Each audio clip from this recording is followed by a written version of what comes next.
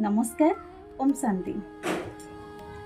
थरे जने युवक गौतम बुद्ध पाखरे पहुँचिले एवं कहिले, महात्मा आज्ञा, मो जीवन में बहुत दुख चली, मो बहुत टेंशन भितर अच्छी, दयाकोरी मते दुखर भितर बाहर को बाहर करंतु। बुद्ध कहती, पानी ग्लास रे एक मुठा लुण पका एवं ताकू पियो। युवक एहा ही कला। एहार स्वाद केमिति लागिला? बुद्ध पचारिले। बहुत खराब, एकदम खराब। यह थुकी करी युवक जनक बुद्ध को कहूची। बुद्ध हसिले एवं कहिले, आउ थरे निज हाथ रे एक मुठा लुण आण एवं मोर पछ पछे आस। दुई जण एका संगरे धीरे धीरे आगक बढ़िबाक लागिले। किछि बाट गला परे गोटे मधुर जलाशय पड़िला एवं सही जगह से दुई जण अटकी रहिले एवं युवक को से मधुर जल रे नैथिबा लुण को पकेबा को कहिले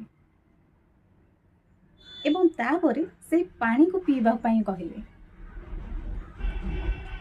पुणी थरे युवक को बुद्ध पचारिले, एबे कुह, एहार स्वाद केमिति लागुछि? कौन एबे मध्य खारिया लगुछि? युवक कहूची, ना, ए तो मीठा अछि, बहुत भल अछि। युवक कहिबाकु लागिला।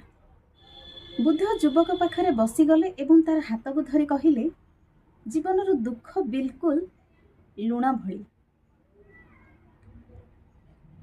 ना ताठारू अधिक ना बेसी। जीवन रो दुखर मात्रा सेठी ही सेठी रही है, किंतु आमे केते दुखर स्वाद नहीं पारंती। ए सबु एहा उपरे निर्भर करी थाए कि आमे एको केउ पात्र रे नेउचंदी बा रखुचंदी। सेथि पई आमे जेबे दुखी हुअंती, केवल एतिकी करिबा, निजको बड़ करी देबा।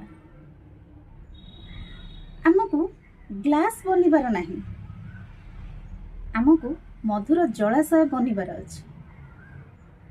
ओम शांति।